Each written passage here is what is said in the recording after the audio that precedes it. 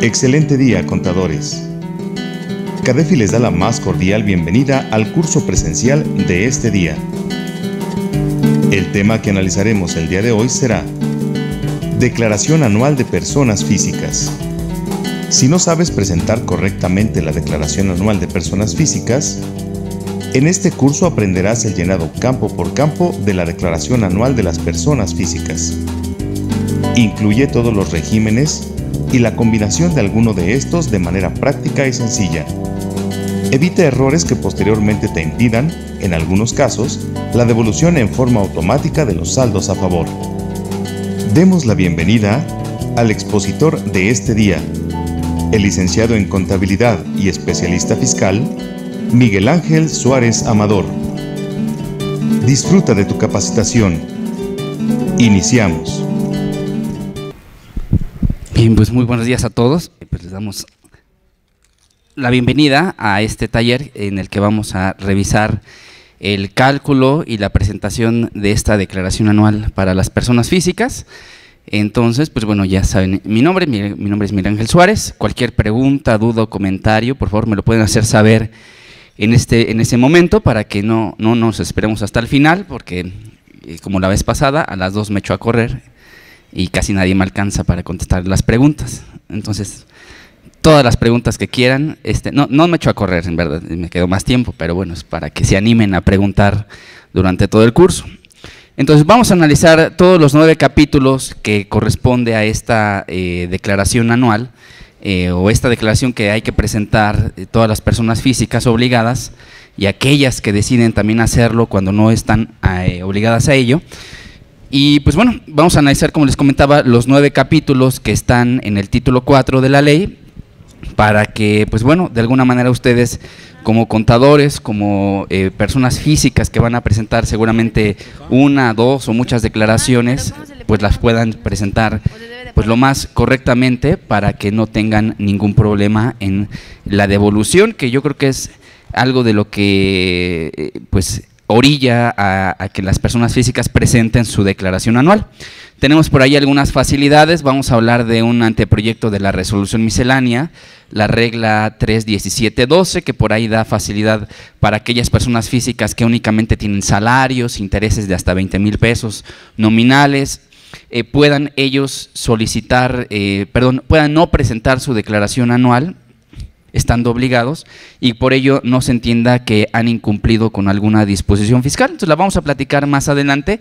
La realidad es que cuando una persona física tiene o trabajó todo el año con cuidar sus deducciones personales, porque se enfermó, porque pidió su comprobante con el doctor, porque llevó a cabo todas estas deducciones que le permite disminuir de la base el artículo 151, entonces pues bueno, en todos los casos conviene y es importante que presenten su declaración anual para que recuperen una parte de ese impuesto que pagaron en cada uno de los meses, que le fue retenido seguramente o que pagó directamente y que les sea devuelto. Es un derecho que tienen todos los contribuyentes a poder hacer estas disminuciones. Entonces, para iniciar, pues bueno, es importante que ubiquemos en dónde se encuentran las personas físicas. Ustedes seguramente, si ya habrán visto el formato de la declaración, la verdad es que está muy sencillo. Es un formato que yo creo que se ha venido a facilitarle las cosas al contribuyente, porque ya trae datos precargados, ya trae datos en donde únicamente tendrás que asignar, por ejemplo, en los gastos, deducciones personales, ya te aparecen en muchos casos tus FDIs, lo único que tendrías que hacer es indicarle al sistema qué tipo de deducción corresponde. Entonces vamos a ir también revisando el formato de la declaración. Ustedes en sus materiales tienen una parte final en donde vienen prácticamente los formatos. Aquí lo vamos a ver también para que si les surge alguna duda respecto de qué campo llenar, pues lo podamos ahorita resolver. Al final del día, todos los campos y toda la información que se plasma en la declaración, pues es lo que vamos a ver que señala la ley en este aspecto. Como primer lugar, tenemos que las personas físicas pagan el impuesto dentro del título 4 o pueden pagar el impuesto también como en el título 5 vía retención cuando son residentes en el extranjero. Todas las personas físicas y morales residentes en el país están obligadas a pagar el impuesto sobre la renta respecto de todos los ingresos que obtengan, cualquiera que sea la fuente de riqueza. Este es un punto muy importante porque de repente el empresario o la persona física, pues como ubica en su información y lo que él sabe, obtiene ingresos fuera del país y se quedan con la idea de que no están obligados a pagar aquí el impuesto, y toda vez que probablemente le retuvieron un impuesto o pagaron el impuesto en el extranjero. Esta es una regla muy especial que no debemos de olvidar. Cuando eres residente en México, tienes obligación de pagar el ISR respecto de los ingresos que obtengas, independientemente en el lugar en donde se hayan generado o se hayan obtenido. Si tú eres residente mexicano y prestas servicios en Japón y te pagan allá por tus servicios que prestaste, tienes obligación de declararlos aquí, pero también con los derechos que establece el artículo 5 de disminuir el impuesto pagado en el extranjero, ese acreditamiento que está permitido dentro de ese artículo 4 y 5 de la ley. Entonces, las personas físicas y las morales, conforme a esta fracción primera, van a pagar el impuesto, ya sea si son morales, título 2, o físicas, título 4. Entonces, es un punto muy importante. Los residentes en el extranjero que tienen establecimientos permanentes aquí en el país, y recordando que establecimiento permanente es cualquier lugar de negocios en donde se desarrollan total o parcialmente actividades empresariales o se prestan servicios independientes, también se tiene la obligación de pagar el impuesto aquí. Entonces vean que en principio pagamos por residencia, pagamos por establecimientos, y los extranjeros también se pueden ubicar, si son personas morales, en título 2 o si son personas físicas dentro del título 4 de la ley. Entonces vamos a tener en el título 4 que vamos a analizar nosotros, también puede ser que haya ahí residentes en el extranjero que tengan establecimiento permanente en el país o presten servicios aquí también en el país. Y el último grupo de contribuyentes son los que prácticamente pagan el impuesto vía retención, que son los residentes en el extranjero que tienen fuente de riqueza mexicana, que tienen ingresos aquí, que son de fuente de riqueza en territorio nacional. Ellos prácticamente el impuesto lo van a cubrir vía retención, con la posibilidad de aplicar de alguna forma tratados internacionales para disminuir la retención que se les efectúe. Dentro de las generalidades de las personas físicas es importante tomar en cuenta algunas de ellas porque las vamos a ver en el mismo formato. En principio, las personas físicas residentes en México van a encontrar sus ingresos, según este artículo 90, en efectivo, en bienes devengados, en crédito, en servicios solamente en los casos en donde lo señala la ley o de cualquier otro tipo. Prácticamente este artículo lo que nos va a señalar es en qué formas vamos a encontrar los ingresos. Sin embargo, en los 9 capítulos nos va a indicar en qué momento se va a acumular el ingreso. Por ejemplo, en salarios podemos tener ingresos en crédito, porque cuando el trabajador, o devengados también, cuando el trabajador presta sus servicios todos los días, va devengando su salario todos los días, pero ese capítulo, en especial el artículo 96, establece que el impuesto se va a calcular y la retención se va a pagar en el momento en el que se le pague al trabajador, en el momento en el que cobre efectivamente, en el que perciba sus ingresos. Entonces, en ese capítulo, los ingresos en crédito prácticamente son inoperantes. Los ingresos en servicios, solamente hay un caso que lo señala la ley, y es cuando se le asigna a algún funcionario público algún vehículo que supera el valor de los 175,000 pesos. Lo que se le ha llamado, o en algún momento se le llamó como vehículos no utilitarios, pero bueno, prácticamente el monto es lo que va a señalar esto. Entonces, son las formas en las que vamos a encontrar los ingresos dentro del título 4. También los extranjeros que realicen actividades empresariales o presten servicios aquí en el país, servicios independientes, a través de establecimientos permanentes, tendrán la obligación de pagar el impuesto en este título 4, pero siempre y cuando esos ingresos se le atribuyan al establecimiento permanente. Si no se le atribuyen al establecimiento permanente, puede ser que sean ingresos que sean de fuente de riqueza mexicana y esos ingresos pagan el impuesto dentro del título quinto, que ya no sería un tema que nos correspondería revisar el día de hoy. Entonces es importante ubicar este supuesto. Tenemos por ahí una obligación de informar en la declaración del ejercicio el monto de los préstamos, donativos y premios que en lo individual o en su conjunto excedan de 600,000 pesos. Esta es una obligación que en ocasiones a los contribuyentes se les olvida por desconocimiento. Es una obligación que tiene de alguna manera una consecuencia. Los préstamos no son ingresos para los contribuyentes, no lo son. El concepto de ingreso doctrinariamente lo vamos a entender como aquella modificación positiva en el patrimonio de las personas.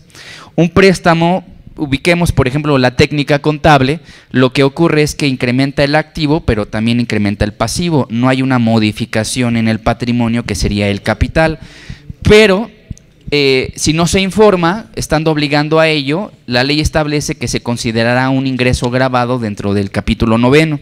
Entonces es un castigo para aquellos que no informan los préstamos. Los donativos. Hay donativos que están exentos del pago del impuesto. No todos los donativos están exentos del pago del impuesto. Pero si tú tienes un donativo que te lo entregó tu ascendiente o descendiente en línea recta, sin límite de grado, o tu cónyuge, esos donativos están exentos del pago del impuesto. Pero por no informarlos, también tienen la consecuencia de que se van a convertir en ingresos gravados para la persona física. Y el último concepto son los premios. Los premios sí gravan el impuesto sobre la renta. Los premios tienen una característica. Dentro del capítulo 7, los premios pagan el impuesto a razón del 1% del impuesto sobre la renta, pero siempre y cuando la entidad federativa en donde se obtiene el premio no establezca un impuesto mayor al 6%. Si establece un impuesto mayor al 6% la entidad federativa, entonces el ISR se va al 21%. Pero si tú no informas el premio, entonces se convierte en un ingreso acumulable. Si lo informas, sigue siendo un ingreso no acumulable y paga un impuesto prácticamente definitivo del 1% o del 21%. Pero el hecho de no informarlo, entonces va a generar la consecuencia de que va a tener que ser acumulado el ingreso conforme al capítulo 9 y pagar el impuesto seguramente hasta el 35%. Entonces, no olvidar informar estos datos o estos conceptos que se obtengan en la declaración o en el ejercicio. Contadora. Sí, gracias, muy buenos días. Tengo una duda. Si una persona de nacionalidad mexicana se va a trabajar a Estados Unidos, lo contratan, una empresa extranjera, ya no, se exime la obligación de que presente sus impuestos en México, si ya tiene seguridad social, tiene todos los requisitos que le pide el gobierno de Estados Unidos, ¿ya no hay problema para él presentar declaración aquí en México? Bueno, en estricto sentido no, pero tienes que cuidar varias cosas. Si esta persona cambió de residencia, primero lo que tienes que hacer es acreditar que ya cambió de residencia, porque el Código Fiscal de la Federación establece que son residentes en el país los que han establecido aquí en el país su casa habitación o quienes tienen su centro de intereses vitales. Pero también hay una presunción que establece el Código y dice que todos los mexicanos o todas las personas físicas de nacionalidad mexicana se presumen residentes en el país, salvo prueba en contrario. Entonces, si hay cambio de residencia, tienes que acreditarlo. Y si hay cambio de residencia, entonces este artículo 90 va a señalar también, ahorita lo vamos a revisar, que quien cambia de residencia en un ejercicio ya no puede presentar declaración anual, ya no tiene derecho a presentar declaración del ejercicio, y todo lo que pagó provisionalmente o todo lo que le fue retenido durante el ejercicio se convierten como pagos definitivos. Entonces, todo lo que pagó o todo lo que se le retuvo en el ejercicio se convierte en pago definitivo sin tener derecho a presentar declaración anual. Eso es cuando cambia de residencia. Si no cambia de residencia, entonces sí tiene la obligación aquí de pagar el impuesto conforme al título 4 en cualquiera de los capítulos en donde haya obtenido el ingreso. Lo que sucede es, la persona trabajaba en Audi, la mandan a Alemania 2 años y presenta sus impuestos aquí. Pero el último año trabaja nada más 6 meses y aquí en México, y posteriormente ya la mandan a Estados Unidos y ya tiene su residencia en Estados Unidos. Por ese periodo de los 6 meses, ¿va a presentar su declaración anual aquí en México? Mira, si estuvo los primeros 6 meses aquí en el país y los últimos 6 meses se fue del país, pero como ya no, cambió de residencia, ya no tiene obligación de presentar declaración anual aquí. Pero, perdón, le están pidiendo la declaración en Estados Unidos para constatar de que sí presentó sus impuestos acá. Por eso es mi duda que entonces tengo. Probablemente no cambió de residencia todavía, o el efecto sí, del ya tienes, porque tiene su ya seguridad social, ya tiene todo. Sí, o sea, hay cambio de residencia, la ley es muy clara y establece cuando una persona física en un año de calendario o en el año de calendario de que se trate cambia de residencia en el país, ya no tiene derecho a presentar declaración anual. Así que me voy a adelantar a la lámina, déjame ver si la encuentro por aquí. Sí, hay que mandar todos esos avisos, hay que recordar que todos los movimientos al RFC tenemos que darle aviso al SAT, porque si no va a aplicar la presunción. Si tú no acreditas residencia en otro país, entonces tú sigues estando obligado a presentar aquí declaración del ejercicio. Entonces, si tú no presentas esa modificación o aviso ante el RFC, pues tú estás obligado todavía a presentar declaración anual y te la van a poder requerir. Entonces, recuerden que todos los avisos al RFC tienen que hacerse en tiempo, ¿no? Tienen que hacerse en tiempo. Dejen ver si está por aquí, debe estar por aquí. De nuevo encuentro esta parte para ver el fundamento del cambio de residencia. Aquí está, fíjense, es el artículo 90 que les comentaba. Las personas físicas residentes en el país que cambien su residencia durante un año de calendario a otro país, que si es este caso, pues yo comentaba si eran los primeros 6 meses, porque si después de el segundo semestre ya cambió de residencia, entonces está en este supuesto. Considerarán los pagos provisionales efectuados como pago definitivo y no podrán presentar declaración anual. No podrán. Oye, y si la presenta, pues yo creo que ahí la instrucción es ya no tienes derecho a presentar tu declaración anual. Entonces, la información que te están pidiendo por allá, habría que revisar si es suficiente con que le entregues por lo menos alguna constancia de retención, los FDIs, ¿era trabajador? Los FDIs de nómina, probablemente la declaración informativa que mandó el patrón. Pero yo creo que ahí lo que te va a indicar es si presentar o no anual es el momento en el que cambió de residencia y si está acreditada o no en ese año. ¿Sale? En ese año. Pregunta, sí, contador. Tengo una duda. En la lámina que mostrabas de las obligaciones de informar en la declaración, sí, están los préstamos, donativos y premios. ¿Qué pasa con las herencias? Las herencias también se informan, pero lo vamos a ver más adelante. Okay. Esto es conforme al artículo 151. Ah, ok.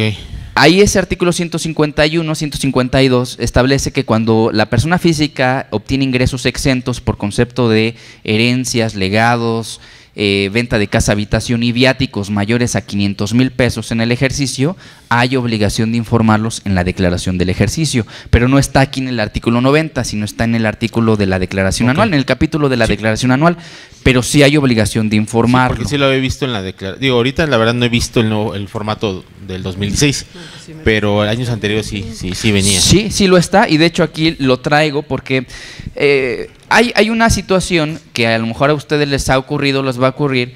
Vamos a pensar aquella persona física que no tiene salarios, no tiene arrendamiento, no tiene absolutamente nada, pero sí tuvo premios, donativos o préstamos en el ejercicio, estando obligando a informarlos. Si no tiene ingresos de los 9 capítulos que establece el título 4, pues la ley es muy clara y dice: informa préstamos, donativos y premios en la declaración del ejercicio. Si tú te metes a la declaración anual o al programa de la declaración anual, si tú no indicas un ingreso de los capítulos que están ahí, no te deja avanzar. O sea, así de sencillo. Si yo solamente quiero informar algún préstamo que recibí en el ejercicio para cumplir con esta obligación, si tú no indicas algún ingreso de los capítulos, no te deja avanzar. Oye, ¿y por qué voy a indicar un ingreso o una obligación cuando no la tengo? Entonces, ese es un tema que hay que tener cuidado con la declaración, porque si tú no indicas algún concepto o algún ingreso a declarar de los que aparecen en la primera parte del formato, no vas a poder presentar la información de premios, donativos y premios. Entonces, ¿qué es lo que yo les sugiero hacer si solamente van a informar esos conceptos? Pues declarar o informar, señalar el rubro de los demás ingresos, para que te deje avanzar, o en su caso, señalar el capítulo de salarios o ingresos asimilados. O sea, un capítulo que no te genere una alta en el SAT y que tengas obligación de presentar declaración mensual, provisional cada mes. Esto se los digo porque recuerden que a partir de 2014 la autoridad tiene facultad para hacer modificaciones en el Registro Federal de Contribuyentes de la persona. Entonces, si yo, por ejemplo, indico el capítulo de actividad empresarial o servicios profesionales y lo declaro en cero solamente para informar premios, donativos y préstamos, entonces pudiera ser que la autoridad te dé de alta esa obligación y de ahí en adelante presentar declaración anual, mensuales, provisionales.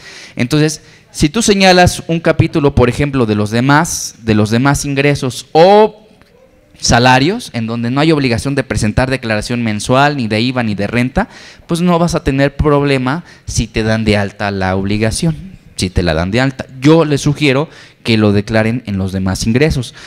Ahora, no hay otra forma de declarar esos conceptos porque adicionalmente la regla 311.1 de la resolución miscelánea establece ahí que la declaración anual, o más bien la declaración anual es en donde se van a manifestar los préstamos, donativos y premios y pues bueno, algunos casos en donde se le releva algunas obligaciones a los contribuyentes. Sí, contador. Miguel Ángel, en el caso de donativos, yo doné un bien inmueble que supera los 600. ¿Mueble? Inmueble. Ok, inmueble, sí. En este caso, para mi declaración anual 2016 lo tengo que informar. Sí. ¿Y el menor que recibió esa donación que tiene que hacer es Miguel Ángel? Bueno, más bien quien lo tiene que informar tendría que ser el menor, es un menor de edad. Ajá. Sí, para este caso ya se dio de alta en el RFC. Al menor a través de su representante, que sería su padre tutor. Sí.